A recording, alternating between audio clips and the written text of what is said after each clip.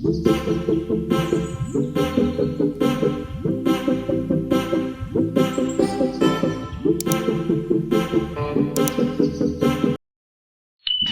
hello everyone, new day, new vlog, and by the way, I'm Rupesh T. Mogar and I'm a tattoo artist.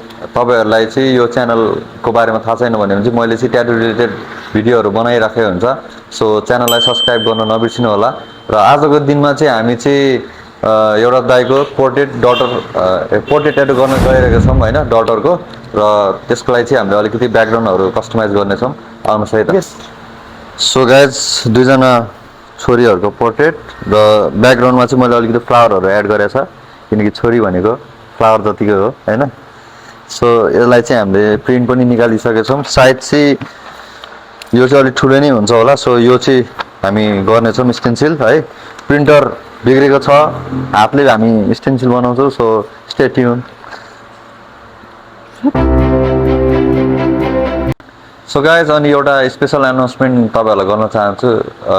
हाम्रो चाहिँ 1000 subscriber पुग्यो भने चाहिँ मैले चाहिँ एउटा हाफ स्लिप चाहिँ गिभ अवे गर्ने छु हैन, जसको पैसा चाहिँ लगभग 20K जतिको चाहिँ हाफ स्लिप चाहिँ तपाईहरुले फ्रीमा पाउन सक्नुहुन्छ। सो च्यानललाई चाहिँ सब्स्क्राइब गरिदिनु होला है। तपाईहरुले सपोर्ट गरिदिनु भयो भने मलाई अझै भिडियोहरु हाल्नलाई चाहिँ अलिकति झन् मोटिभेट गर्छ है।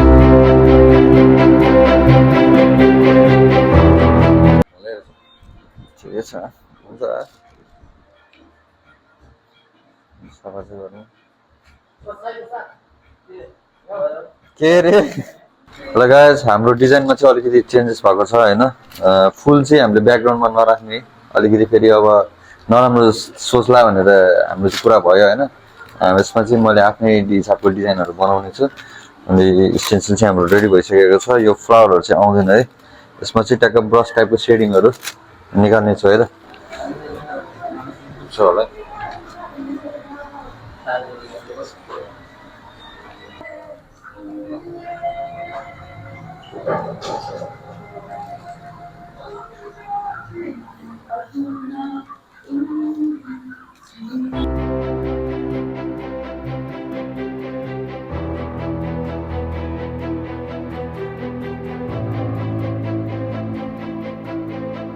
सो गाइज, हाम्रो सेटअपदेखि लिएर सब कुरा रेडी भइसकेको छ। र अब चाहिँ हामी ट्याटू स्टार्ट गर्छौं। हामीसँग चाहिँ खै हाम्रो स्टुडेन्टहरुलाई इन्ट्रोड्युस गरौँ न यार। खै त अर्को कौली वाला नि बोल, कौली फ्लावर वाला बोल। त्यो वाला नि बोल। किन त्यस्तै गर्दैन? पम आई एम सरी, पम के हेलो गाइज, हाम्रो ट्याटू चाहिँ अब रेडी हुन्छ हैन। हाम्रो सबै सेटअपदेखि लिएर सबै कुरा रेडी भइसकेको छ। र आज चाहिँ हाम्रो पुरानो ब्याचको स्टुडेन्टहरुलाई चाहिँ अलिकति पोर्ट्रेट कसरी हान्छ भनेर मैले अलिकति सिकाउने छु आफ्नो स्टाइल हैन। सो भिडियो हेर्नु होला है त। फ्लावर स्टेन्सिल हान्ने हो। 3RL निडल लिएको छु, भोल्टेज 5 है। निडल पनि लामो निस्केछ है, जति लामो निकाले नि हुन्छ, केही फरक पर्दैन है। सुरुमा चाहिँ रेखा बसाउने हो, मैले चाहिँ हैन। अब यो चाहिँ मैले किन गरेँ भन्दाखेरि स्टेन्सिल नमेटोस् भनेर क्या, बुझ्यो। धेरै डिप पनि हान्नु फेरि धेरै डिप पनि हान्नु भएन, फेरि उ हुन्छ क्या, रियलिस्टिक हुन जाँदैन हैन। हाम्रो रियलिस्टिक बनाउँछ। यो चाहिँ ब्रस टाइपको सेड हानिदिनु गइरहेको छु मैले है।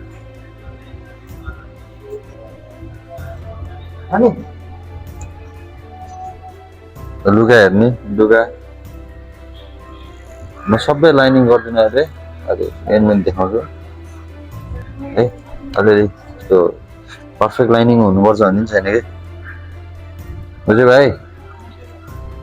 देखिरहेको छ नि, ड्याङ दिने हो।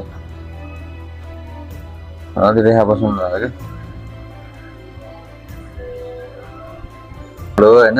कतिले फेरि यहाँ यो भएन त्यो भएन भन्ला है। अब यसरी नै सिकेको हो आफूले। अब अरू स्टाइल पनि हुनसक्छ, तर यो चाहिँ मेरो आफ्नो स्टाइल हो है। सो स्टेन्सिल चाहिँ हेर्नु पर्यो कहाँ के छ भनेर है। हामीले यति मेटिँदैन नि त अब बेसी लुगा यसो गर्नु पऱ्यो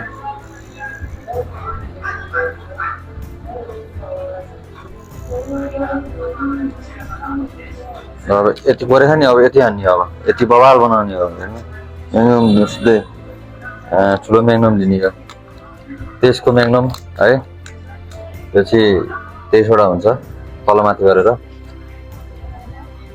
त्यो लिने हो अब म्याग्नमको चाहिँ अलिक हटाउनु पर्छ फेरि यसले हान्यो भने अब अलिकति हुँदैन यसले नै हान्नु मिल्छ हान्नु चाहिँ यस्तो हुन्छ क्या निडल लामो भयो भने चाहिँ होइन निडल लामो भित्र गाड्न मिल्दैन बाहिरबाट यसरी है त निडलै ल्याए इङ्कै ल्याइन्छ क्या यसरी गऱ्यो भने बस्दैन नि त राम्रोसँग होइन डट चाहिँ आउन सक्छ क्या अलिक फास्ट भोल्टेज गऱ्यो भने चाहिँ डट आउँछ क्या म डट देखाइन्छ क्या त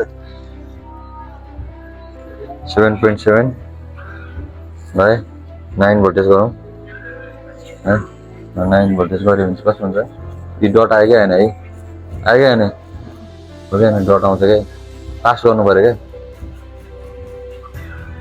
डट आउँछ नि होइन सानो सानो यसो चाहिँ काम गरिँदैन है भोल्टेज घटाउँ 7 गरौँ निडल पनि घटाउँ है त्यसै खै क्यामेरा देख्छ नजिक हेर्नु देख्छ यति मात्रै यति छ है त यो चाहिँ ब्रस टाइपको हो होइन मजाले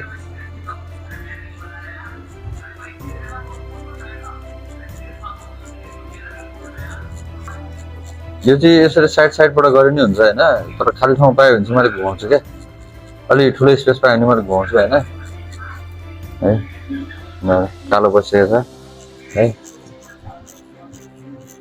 देखाउँछ र छैन अलिअलि मात्रै देखाउँछ अरे है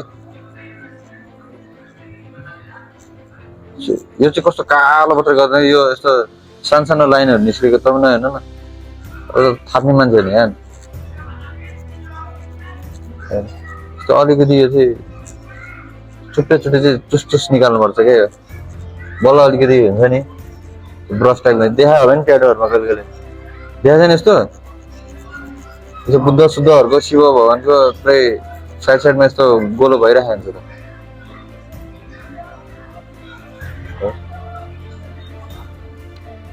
सो यो कालोहरूलाई चाहिँ के अलिकति टिसीले पानी पुस्ने होइन मजाले पुस्ने क्या अब स्टेन्सिलले हाम्रो डर भएन नि त हामीले अलिअलि मार्क गरिसकेको छ बुझ्यो सफा गर्ने सफा हुनु पऱ्यो है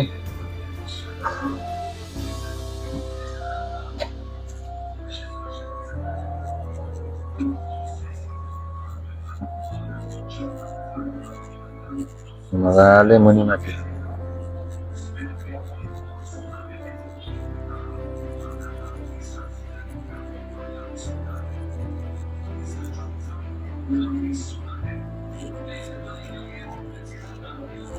ब्रस टाइपको यो चाहिँ एब्स्ट्र्याक्ट टाइपकोमा हुन्छ नि तिम्रो थाहा हुँदैन क्या कुन ठाउँमा जान्छ भनेर ट्याक्क त्यस्तोमा अनि खोज्दै राम्रो देख्ने गरी सुहाउँदै हान्नु पर्छ क्या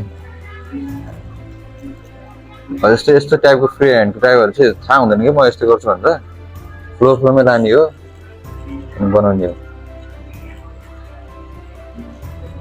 स्टेन्सिल अलिक झुक्यो क्या फ्लावर चाहिँ हामीले गरेनौँ होइन नेपालमा चाहिँ अब अलिकति मान्छेको फोटोहरूमा फ्लावर अलिक नराम्रो सोध्छ नि त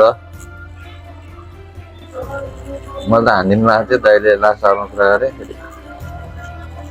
मन नभएन भने नि यस्तो हुन्छ क्या भाइ अरूलाई बुझाइरहनु झ्याउ हुन्छ क्या त्यति होइन त जो भने चाहिँ यो फुल नहाने भयो भन्यो भने त त्यसरी माइन्डमै त्यही गइरहेको हुन्छ नि त अनि राम्रो ट्याटु पनि नराम्रो लाग्नु सक्छ क्या यो त अति डराउनु पऱ्यो नि जसले जे सिक्यो भने पनि होइन बाल छैन भने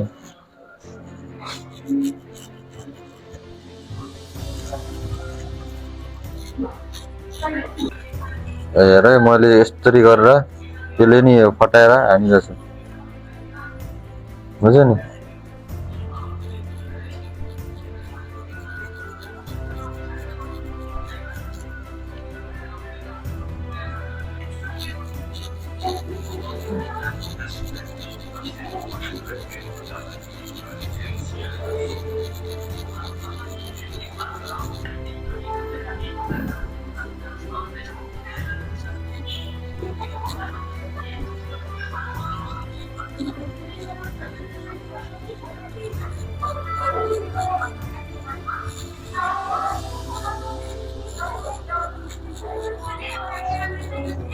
यो चाहिँ मुनिबाट माथि माथि मुनिबाट माथि यसो गरेको छैन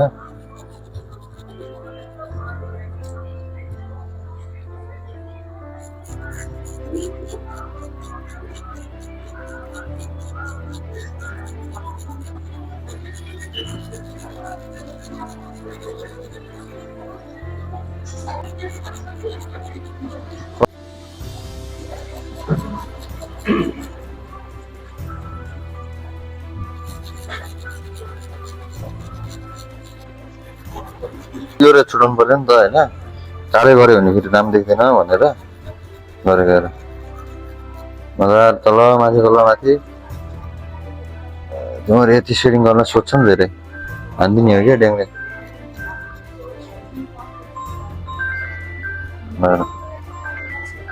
धेरै लाग्यो भने चाहिँ यो इङ क्या सँगै लिएर जान्छ क्या तिम्रो बुझ्यो नि भेस्टन लगाएन भने कन्फ्युज हुन्छ क्या अलिकति धेरै लाउने होइन तर लाउनु पऱ्यो क्या इङले छ नि सँगै लिएर आउँछ जान्छ क्या यसले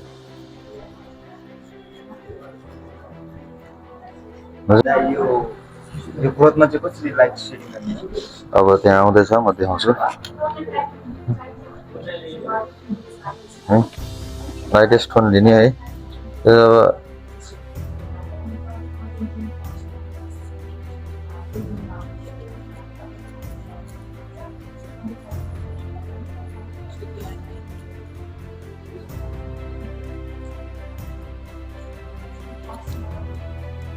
अलिक कालो छ यहाँ चाहिँ है अब लाइट आयो है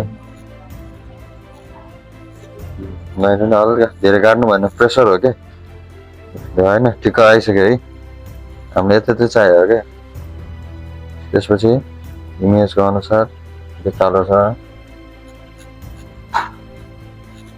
त्यही भएर इमेज हेर्न सिक्यो भने के हुन्छ भन्दाखेरि छिटो रियाक्ट गर्न सक्छौ क्या नत्र अहिले एउटा हान्यो अनि यसो 2-3 कहाँ पुगेको यसरी खोज्नलाई टाइम लाग्छ होइन त्यसरी चाहिँ टाइम धेरै लाग्ने हो है इमेज सकबाट चाहिँ छिटो हेर्नु पर्यो है